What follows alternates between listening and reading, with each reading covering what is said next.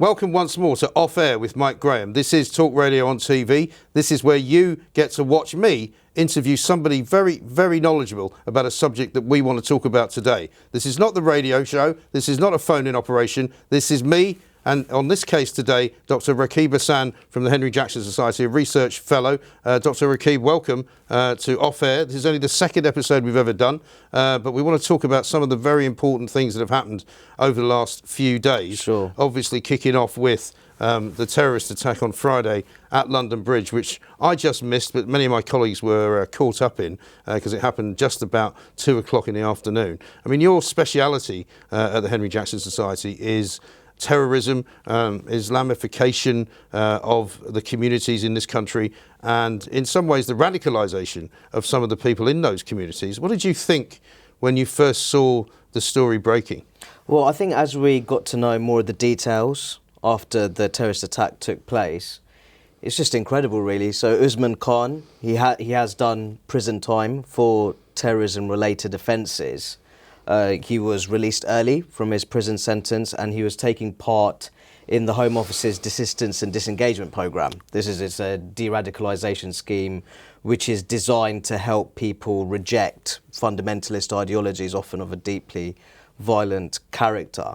So as we were getting to know more of the details, it became very clear to me that the one thing that would happen after the attack is that further doubt would be cast over those de-radicalisation schemes, those state-run rehabilitation courses for those who have been convicted of terrorism-related offences.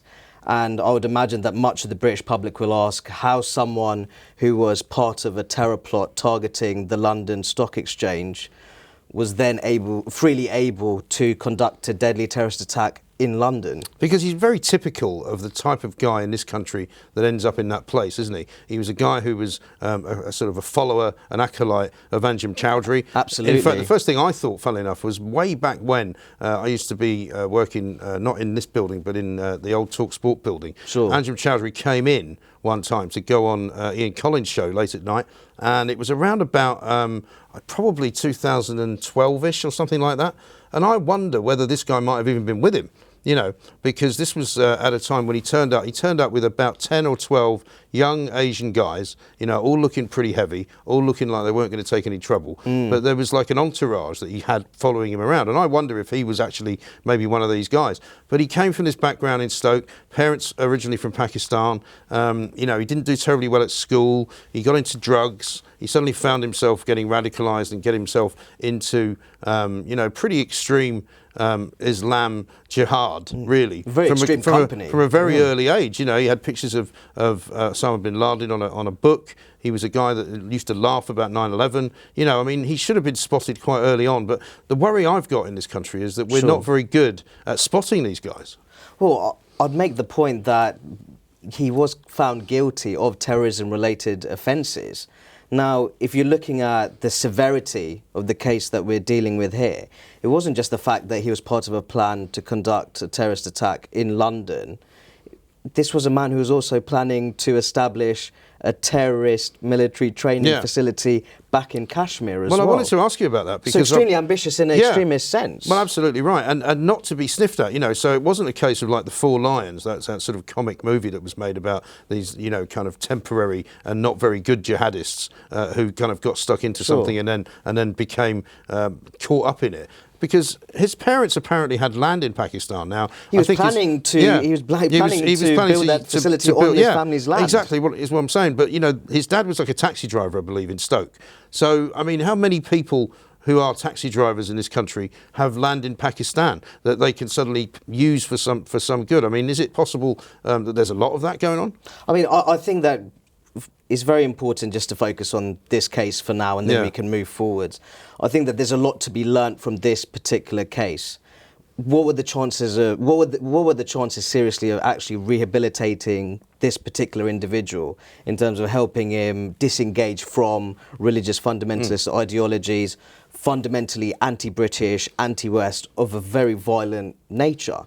Now, when it comes to counter-extremism strategy, there is no place for misplaced idealism. we have to be realistic and we need to be hard-headed when examining these cases. I mean, what we know from this particular case is that he had been adopted, if you like, by perversely the people who were having the event in Fishmongers Hall. They were the people. This was a prisoner rehabilitation seminar. Yeah, and they incredible. were the people who had sort of singled him out almost for sort of recommending to Cambridge University. He had said to them that he wanted to change his ways. He had somehow convinced them that basically he was no longer a jihadist and that he no longer had the same thoughts and feelings. But Mike, we have to come on to this point. So when we're looking at the de-radicalisation schemes, the risks they carry is that the people who participate, they may deceive counsellors into tricking them into believing that they have been de-radicalised, but in reality they're still firmly attached to deeply dangerous ideologies. And even worse, they may still harbour aspirations to carry terrorist attacks going into the future. Right. And how do you counter that? Because it's very difficult. If you're dealing with a criminal individual who has got the power to manipulate people, who has got the power to pretend to believe something that he doesn't believe, and who has got the power to say things that he knows you want to hear, then how are you going to work out that he's lying?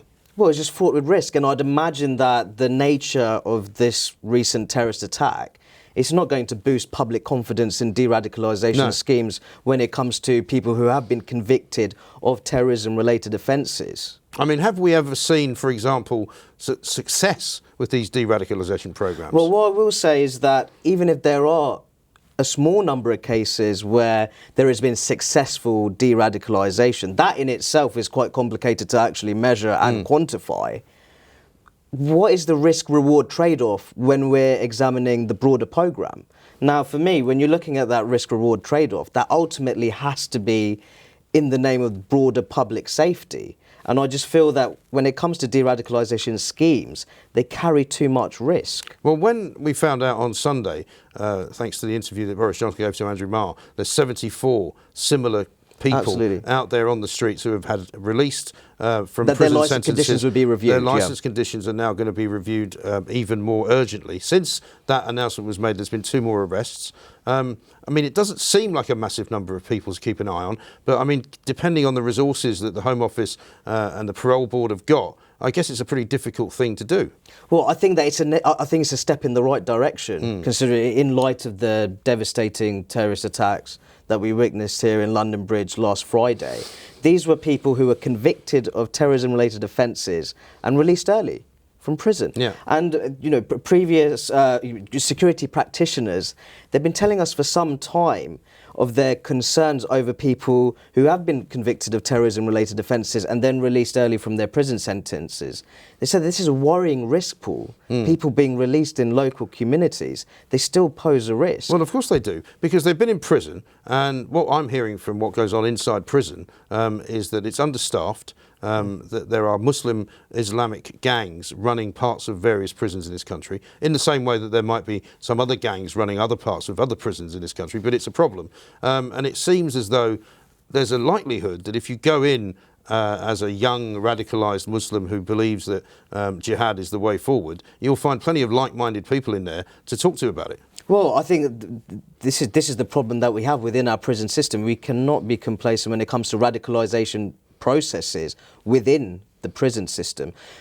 I would imagine that much of the British public, when they're looking at the case of Usman Khan, would they really had a problem if he was given an automatic life sentence on the basis of those terrorism-related offences, where he was left ideally in isolated conditions in order to avoid the radicalisation of others? Well, people have said that the problem with the system in this country stems from the basic idea that serious and long-term punishment, i.e. locking somebody up and throwing away the key, is not really something that civilised countries do. And so we're caught in this kind of cleft stick because there are people in the establishment, in the prison systems and in the parole systems, who believe in rehabilitation, as unfortunately the 2 people who are now no longer with us believed, because they were running an organisation which actually tried to help prisoners rehabilitate. Absolutely. And we have now got a massive problem in this country because we've got people who want to destroy the Western civilization that they're currently enjoying living in. Do real harm to the UK. They want to do real harm to the UK. They want to kill innocent people. And I don't think we can treat them any longer in the same way as we treat regular sort of criminals, if you know what I mean. I wonder if we need to have a complete rethink on how we stop this from happening. Absolutely. I think that we need to have a major rethink. I think it's a turning point. to be perfectly honest. People may well talk about, what a civilized country should do. We have to talk about what a responsible country will do when it comes to approaching cases like this. The idea that someone who is convicted of being part of a terror plot targeting London Stock Exchange to then go on to actually conduct a deadly terrorist attack in London, a lot of people will find that absolutely incredible. Absolutely right. And obviously in the in the sort of the context of what we're also looking at, and you and I have spoken about this many times on Talk Radio, the ISIS brides coming home, people who have fought out in Syria we have a lot of problems here. and Iraq for the ISIS organisation, there's still an argument being made that we should be bringing those people back here and we should be somehow allowing them to re-enter British society because they're now sorry that they did it. And in the case of Shamima Begum, of course we should let her back because she was only a young woman when she went out there, just a teenager who didn't really understand what she was doing. Now, with what's happened this Friday, surely that decision now has to be the one that says we don't let them back, doesn't it? Mike, we've talked a fair bit about Shamima Begum. So when she left for Islamic State, she was 15. That's still 5 years above the age of criminal responsibility in England and Wales. Yeah. I think all too often people have been trying to frame her as some sort of victim. Yeah. Really, we should be concentrating on the people who have been tortured, been killed by Islamic State. I think looking more broadly, whether it's our legal system, our criminal justice system, our broader counter-extremism strategy, we really need to prioritise public safety and national security. And I think all too often we're talking about, I would describe them these woolly rehabilitation courses. We have no space for virtue signalling when it comes to counter-extremism policy. That's the truth. And that is the problem as well with the political system that we're currently dealing with. We've got an election underway. It happened right in the middle of an election campaign. All the politicians kind of rallied around and said, all right, let's stop campaigning for the day. But then they spent the weekend kind of accusing each other of setting... treating it as a political football, essentially. Of setting the landscape up for this possibility to be the case, And yes, of course, we know now, because Boris Johnson has told us that it was the Labour Party in 2008 that changed the law. We also know that it was an appeal court judge who made it possible for Usman Khan to be released from prison because he didn't think he was as dangerous as he had been made out to be. We also know from the Labour perspective that they have been quite soft on cracking down on Muslim fundamentalism and on Islamification of communities. So, where are they going to take this from here? Because I was reading a piece in one of the papers just the other day where Dominic Lawson was writing about something similar happening to his family, not by terrorism, but because somebody was released from prison early. They were thought to be no longer a danger to society. They'd undergone anger management classes. And they murdered the husband of one of his cousins, right? And he said the fundamental problem is that there is this belief that everybody is basically good, right? And unfortunately, in this day and age, I don't think you can say that anymore. I think there's no room for complacency when it comes to people who have been convicted of serious terrorism-related offences. I think, as I said, we need to be more hard-headed. We need to be more realistic when we are examining the rehabilitation prospects, because we have to understand that they are deeply immersed in ideologies which are deeply violent-natured, fundamentally anti-British, anti-West. There's no room to be complacent on these sorts of issues. And I think we really have to address areas of softness within counter-extremism policy. And I'd like to see an urgent review into the Desistance and Disengagement Programme, which is run by the Home Office. Because the reality of the matter is this person, he participated on that programme, a de-radicalisation scheme, and he went on to conduct a deadly terrorist attack. Like I said, the people who were responsible for kind of judging him, if you like, and seeing what his state of mind was and where his kind of thinking was, what this his was a fundamental system failure, Mike. Well, it totally was, but my worry is that, this is not the only one. This is the one we know about, right? It's not obviously possible to guarantee that terrorist attacks won't happen, but surely we should be better at somehow weeding out those people who are likely to cause a problem in the future. Because I don't know whether you can tell me the answer to this question. You know, do we have more of these people now, or do we have less of them? You've said to me before that there's about 400 people who have come back from ISIS territories who are currently living in the UK. Now, I assume that they do not count amongst the 74 that Boris Johnson referred to, who are people who have been released from prison, because I'm assuming none of these people have been released from prison. But I mean, is it simply something that we have to get more people to monitor them?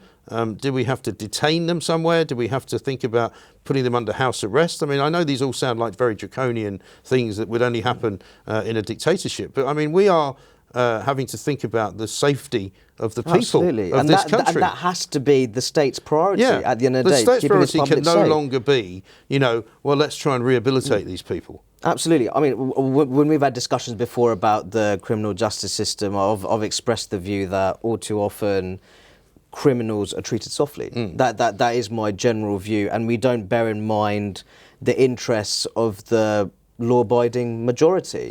And I think in counter-extremism policy, these programs, these de-radicalisation programs, they are well-intentioned. What I'm asking for is more hard-headedness when it comes to examining individual cases, looking at the prospects for rehabilitation.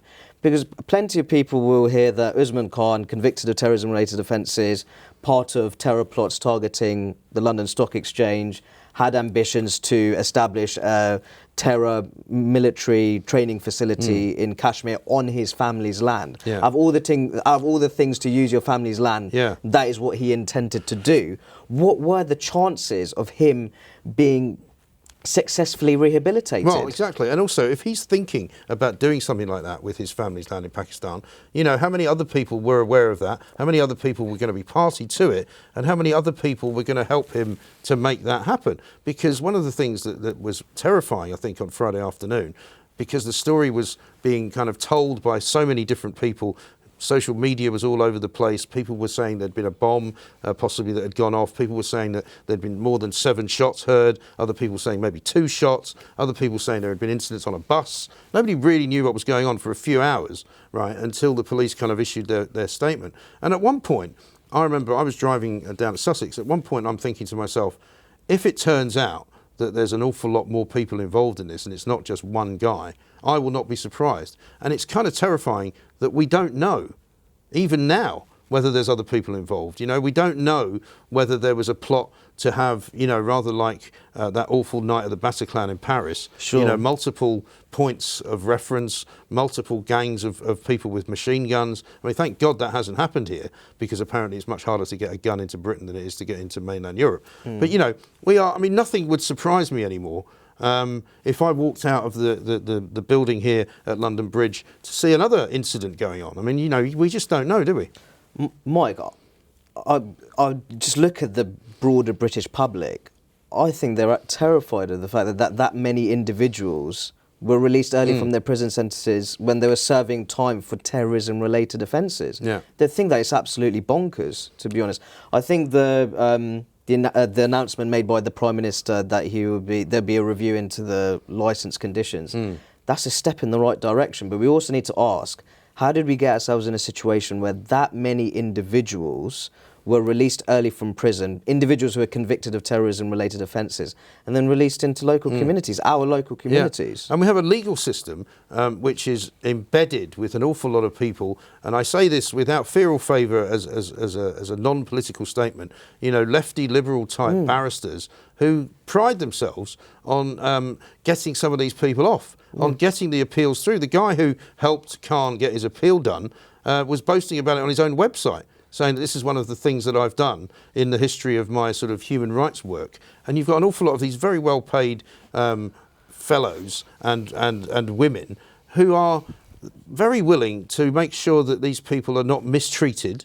And I accept that that's important, and I accept that, you know, if we have a civilised country... That's a judicial system. Yeah, but the judicial system is being hoodwinked by a lot of these people, because when you get a guy like this guy, Usman Khan, who told people that he had changed, who wrote a poem about how he had changed, and who basically was of the opinion that he could pull the wool over everybody's eyes. These people are taking our country from mugs. I mean, yeah, that's what exactly. Essentially. And at some point or other, he must have known that what he was going to do, he was going to do. He'd obviously planned it. He'd obviously got to the point where, I mean, I've said this to people on the radio, he came on a train from the Midlands, I think he came from Stafford, down to Euston on his own. I mean, imagine if he had the knives on the train, which I think he did, and he decided to unleash himself on a packed a train where nobody could get off, right? Where nobody could run anywhere. If we were to suggest that a case of that nature, that the person would receive an automatic life sentence, I'd be very interested to see how much opposition that would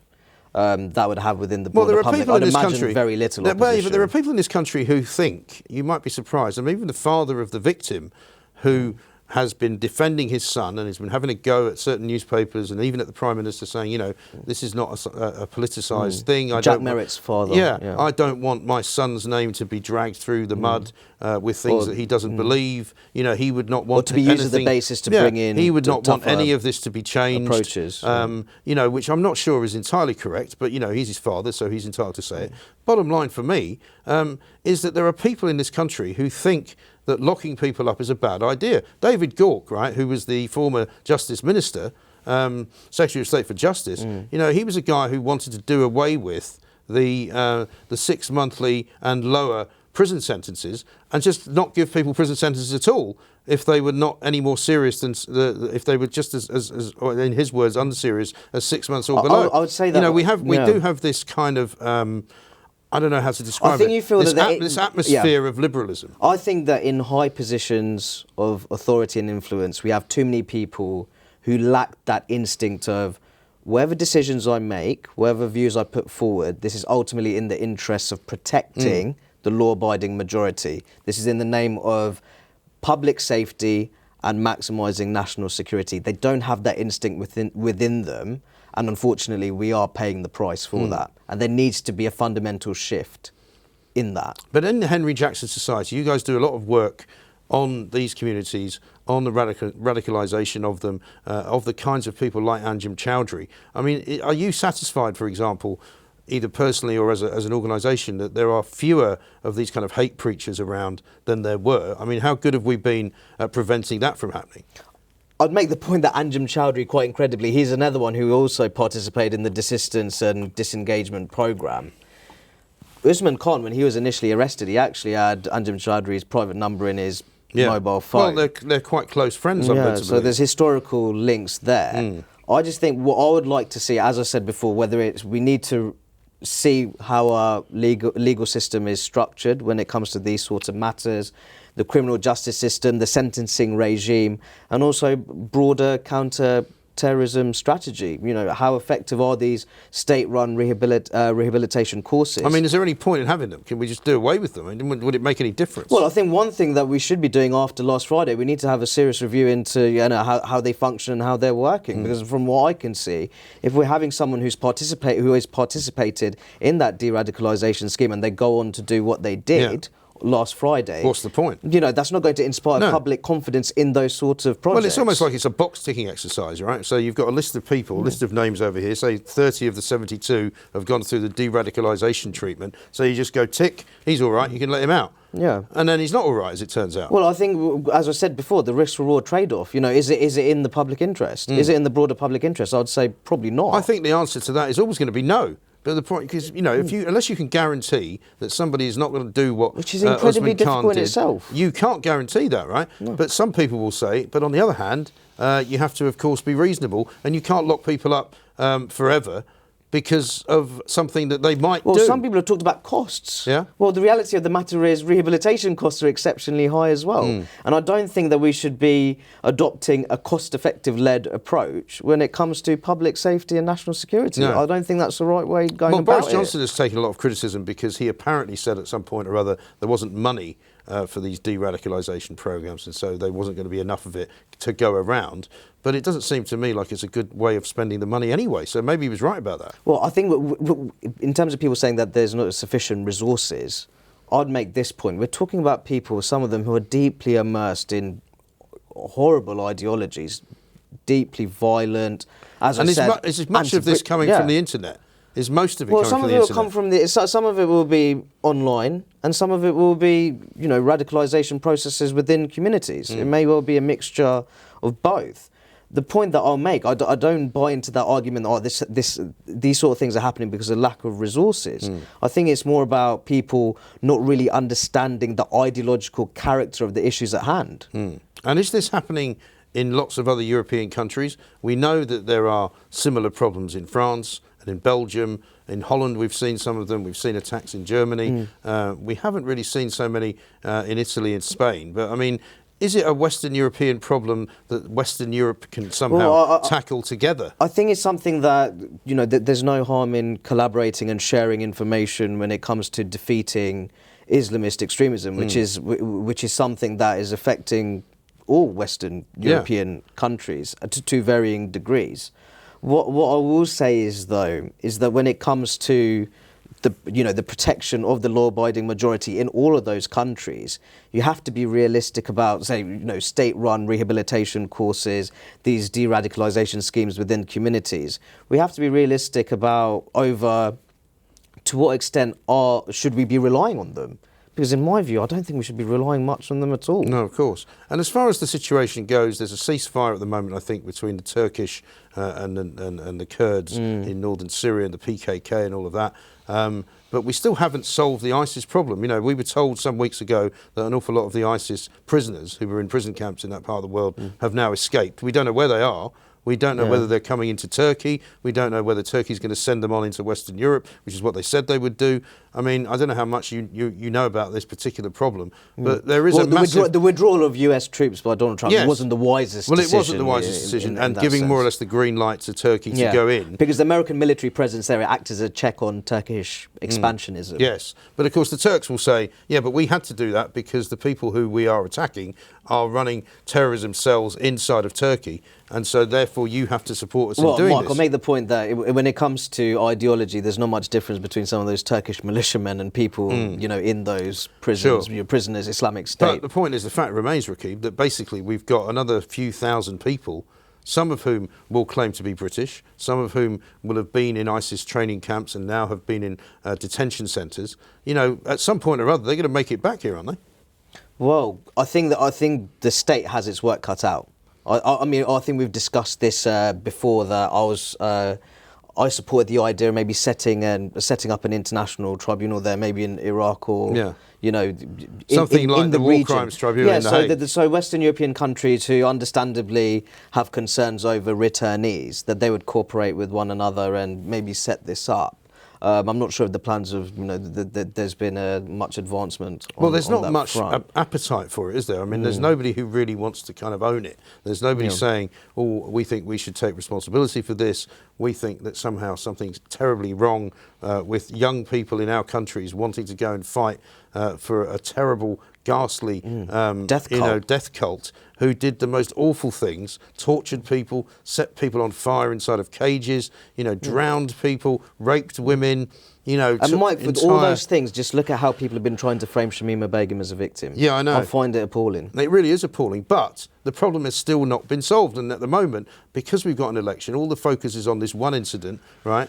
I just worry that there's going to be another incident before Christmas. Let's hope not. Let's hope not. There's going to be more of this kind of thing because it's very, very tough. And I do have sympathy with the police, and I do have sympathy with the government and with anybody who's trying to stop it from happening, because these are ghastly people who are hell-bent on creating death and destruction. But we just have to be better at controlling it. Mike, until we have a culture shift when we're talking about those high positions of authority and influence, unfortunately we are going to be at risk of these sort of attacks taking place into the future, because many of those figures, they simply do not prioritise public safety and national security the way they should. They're supportive of these woolly de-radicalisation schemes where there is the risk of counsellors being deceived by the people who participate in them, who are not actually de-radicalised. They're still firmly attached to those deeply dangerous ideologies, and as I said, may still harbour aspirations to conduct terrorist attacks going into the future. So until we have people who are really understanding of those risks, are willing to acknowledge those risks, we have a serious problem on our hands. One of the things I read over the weekend was that it's possible that this guy, Khan, may have been instructed by somebody to do what he did, and that it may be in some way the death rattle of ISIS and the revenge for the killing of al-Baghdadi by the Americans. I don't give that much credence, but you'll know more than me about the sort of centralised nature of this kind of terrorism. Is there somebody who's identifiable at the top of a structure, or are these people all acting on their own? Well, I think that when it comes to Islamist extremism in particular, if we were to compare that with far-right extremism, Islamist extremists are more likely to be attached to, some sort of structure, some sort of organisational structure. What I will say here is that when we're looking at confronting this issue, we also have to look at the more preventative measures. So looking at social cohesion initiatives, heightening public awareness of behaviour traits and personality characteristics which are traditionally associated with forms of extremism. But when people are already, unfortunately, they are deeply immersed in those dangerous ideologies, and they have been found guilty of participating and in the planning of terror plots, I think we need to be more robust and uncompromising in that situation. And if you have to get somebody off the path of Islamic jihad, do you need to then get them to forget about being a Muslim? Because there's a lot of talk about, since it's faith-based, since these people are terrorists because they are Muslim, rather than they're terrorists outside of being a Muslim. How does that work? I mean, can you defeat one without defeating the other, I suppose, is the question. Well, I think what's unfortunate, when talking about British Muslim communities, all too often the most vocal voices are the voices which are not particularly helpful when it comes to social cohesion. There is this idea, this extremist perspective that being British, being Muslim, it's a zero-sum game. I don't buy into that. Mike, as you know, I'm a British Muslim. I feel that we need to be more proactive within our communities in terms of articulating, more inclusive, positive ideologies to help counter ideologies which are deeply anti-British. They portray the UK in an extremely unfair way. I think we need to be more active on that front as well. We need to, much of the battle, we can talk about security measures, we could talk about censorship of extremist material online, but much of this battle is going to have to be ideological. It's a battle of ideas. And I think that our politics, perhaps because we've been so consumed by other issues, we haven't been as active as we should be when it comes to those sort of strategies. Well, let's hope they can come up with something. Dr Rakib Ehsan, thank you very much indeed. Welcome. This is Off Air. We'll be back next week with more.